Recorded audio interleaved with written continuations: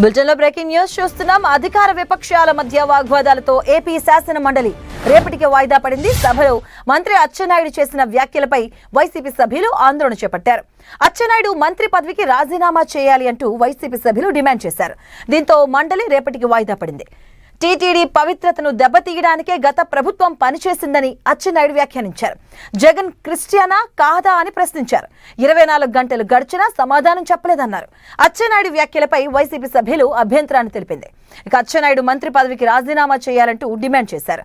మరోవైపు లడ్డీ కల్తీ వ్యవహారంపై మంత్రి ఆనంద్ స్టేట్మెంట్ ఇవ్వడం జరిగింది. చేసిన తప్పులు కప్పిపుచ్చుకోవడానికి వైసీపీ నేతలు ప్రయత్నిస్తున్నారంటూ ఆనం ఆరోపించారు.